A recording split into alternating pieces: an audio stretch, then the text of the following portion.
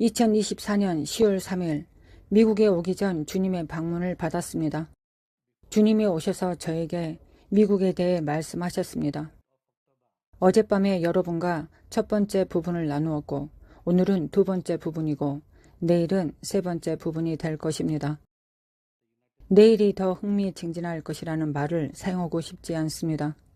매일이 흥미진진하기 때문입니다. 하지만 내일 하나님께서 트럼프를 어떻게 보시는지, 그가 무엇을 해야 하는지에 대해 더 구체적으로 말씀드릴 것입니다. 오늘의 주님의 말씀은 구체적으로 미국에 있는 교회들에 대한 것입니다. 교회는 한 국가에서 하나님의 빛입니다. 의학에서는 머리가 괜찮으면 온몸이 괜찮다고 말합니다.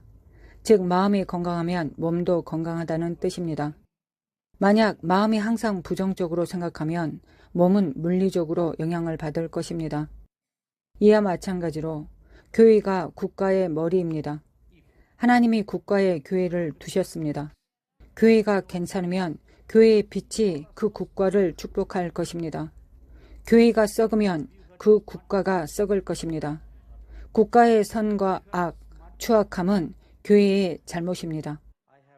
아마도 50년 전 고인이 된 하나님의 사람 케네스 해긴 목사님은 하나님이 미국을 축복하신 가장 경건한 사람 중 한 분입니다. 그는 주님의 방문을 받았고 주님이 그에게 국가에 대한 것과 일어날 일들에 대해 보여주셨습니다. 그는 모든 환상을 기록했습니다. 그가 그것에 대해 설교했는지는 기억나지 않지만 그는 그로부터 몇 년 후 워터게이트 스캔들 이후에 주 예수님의 또 다른 방문을 받았습니다. 해긴 목사님은 주님께 말씀드렸습니다. 주님, 저는 주님께서 몇 년 전에 저에게 보여주신 것을 기억합니다. 주님께서 그에게 핵심을 찌르시며 질문하셨습니다. 내 말이 맞다. 너는 그것에 대해 무엇을 했느냐? 내가 아무것도 하지 않았기 때문에 너의 대통령 닉슨이 임기 중에 끔찍한 잘못을 저질렀다. 그 결과 워터게이트 스캔들이 일어났다. 이것이 무서운 부분이 아닙니다. 정말 무서운 부분은 주님께서 내가 심판날에 교회의 책임을 물을 것이다 라고 말씀하셨다는 것입니다.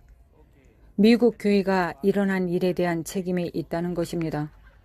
제가 그것을 읽었을 때 책을 내려놓고 주님께서 그에게 말씀하신 것을 분석하기 시작했습니다. 그것을 하나하나 쪼개서 분석했습니다. 첫째, 하나님이 계시를 주실 때 그것은 기도를 위한 것입니다. 때때로 우리가 일반적으로 하는 일은 톰과 딕과 해리에게 말씀을 전하기 위해 달려가는 것입니다. 아니면 책을 출판하거나 이 영적 만남에 대해 자랑함으로써 계시를 상업화합니다. 이것이 제가 미국에서 보는 큰 문제 중 하나입니다. 영적 경험을 상업화합니다. 매우 나쁘고 잘못되었습니다. 하나님이 주신 영적 경험이나 축복을 상업화하지 마십시오. 그것을 상업화하고 싶다면 그 경험에 대한 진정한 시각을 의심해야 합니다. 정말로 그 만남을 가졌습니까? 아니면 단지 만남을 가진 사람들의 책을 읽고 환상적인 이야기를 생각해 냈습니까? 환상적이고 설득력 있는 이야기는 듣는 사람이 당신이 진정한 만남을 가졌다고 생각하게 만드는 바보 같은 짓을 하게 합니다. 진정으로 신령한 만남을 가진 사람들을 보면 그들의 삶에서 성령의 열매를 볼 수 있을 것입니다. 예를 들어 이사야 6장에서 선지자 이사야의 영적 눈이 열려 주 예수님이 보좌에 앉으신 것을 보았을 때 그는 즉시 자신의 죄를 깨달았고 삶이 변화되었습니다. 이것이 만남의 결과입니다. 변화된 삶입니다. 삶의 변화가 없다면 어떤 문제가 있는 것입니다. 그러면 결국 영적 신드롬에 빠지게 될 것입니다. 저는 영적인 영역에서 강력한 만남을 가졌던 몇몇 진정한 하나님의 사람들을 본 적이 있습니다. 그 만남의 표는 겸손이었습니다. 큰 겸손입니다. 그들의 삶에서 온유함의 큰 열매가 있습니다. 최근에 주님께 함께 집으로 돌아간 하나님의 사람을 한번 만난 적이 있었습니다. 저는 시애틀에서 그를 만났습니다. 그분이 저를 만나러 오기로 약속해서 우리는 식당에서 만났습니다. 그는 키가 컸는데 6피트 정도였습니다. 제가 그를 마주했을 때 그는 큰 존경심을 가지고 일어나서 저를 환영했습니다. 우리는 이야기를 나누기 위해 앉았고 그가 말했습니다. 당신을 만나서 매우 영광입니다. 당신에 대해 많이 들었습니다. 당신에게 배우고 싶습니다. 그는 계속해서 그 모든 최상급 단어를 말했습니다. 제가 그를 보았는데 특별한 것이 없었습니다. 매우 단순했고 평범한 옷차림을 했습니다. 그는 자신의 영적 만남에 대해 이야기하기 시작했습니다. 다음 1시간 동안 저는 하며 입을 벌리고 그의 만남에 대해 들었습니다. 이러한 만남을 들었을 때 그의 삶의 겸손의 열매, 온유함의 열매가 보였습니다. 그것은 하나님의 진정한 만남의 표입니다. 저의 사랑하는 친구 한 명인 선지자 네빌 존스는 또 다른 좋은 예입니다. 저는 1993년에 그를 처음 만났고 그는 2019년에 주님의 집으로 돌아갔습니다. 우리가 우정을 쌓은 30년 동안 그가 교만하거나 오만하기보다는 점점 더 겸손해지고 온유해지는 것을 보았습니다. 그가 영적으로 성장하고 더 강력하고 숭고한 만남을 가질수록 그는 더 낮아져 겸손함과 연약함으로 몸을 굽혔습니다. 그것이 진정으로 변화된 삶의 열매입니다. 자신의 경험을 상업화하지 마십시오. 책을 출판하고 이 네트워크, 저 네트워크에 가서 자신의 작은 아기 발자국 같은 만남을 자랑하지 마십시오.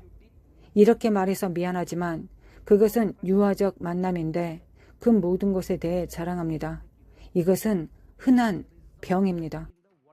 돈을 버는 빠른 방법 중 하나가 유튜브입니다. 지금 코로나19 때문에 유튜브가 매우 인기가 많아졌습니다. 이제 모두가 유튜브 채널을 시작합니다. 제 직원 중 한 명은 딸이 둘 있는데 큰딸은 10살이고 작은딸은 7살입니다. 10살 소녀는 자신의 유튜브 채널을 가지고 있습니다. 어느 날 식사를 위해 그의 집에 방문했을 때 그 소녀가 말했습니다. 할아버지, 이리 오세요. 제 채널을 보여드리고 싶어요. 라고 말했습니다. 저는 내 채널이 무슨 뜻이니? 라고 물었습니다. 그녀의 아버지는 우리 미니스트리의 수석 방송 엔지니어입니다. 저는 소녀의 아버지가 계획하고 그녀와 협력하여 저도 모르게 비밀리에 다른 텔레비전 채널을 시작한 줄 알았습니다. 그래서 TV를 켜서 어느 채널이 너의 채널인지를 보여달라고 말했습니다. 그 아이는 TV가 아니라 자신의 휴대폰에 유튜브 채널이 있다고 말했습니다. 오늘까지 저는 유튜브 채널이 없습니다. 제가 얼마나 구식인지 상상할 수 있을 것입니다. 저는 몇 년 전 호주 시드니에서 겪은 이 굴욕적인 경험을 결코 잊을 수 없습니다. 그 교회는 성도로 가득 찼습니다. 목사님의 딸과 그녀의 친구는 둘 다 8살이었습니다. 그들은 앞에 나와서 그저 자기들끼리 이야기하고 색칠 놀이를 하고 있었습니다. 제 메시지 중에 유튜브에서 영상을 다운로드하는 방법을 모른다고 언급했습니다. 제가 그 말을 하자마자 그 두 소녀가 바닥을 뒹굴며 웃었습니다. 처음에는 그들이 다른 것 때문에 웃는 줄 알았습니다. 나중에 점심을 먹으면서 저는 이것을 아이들의 어머니에게 언급했습니다.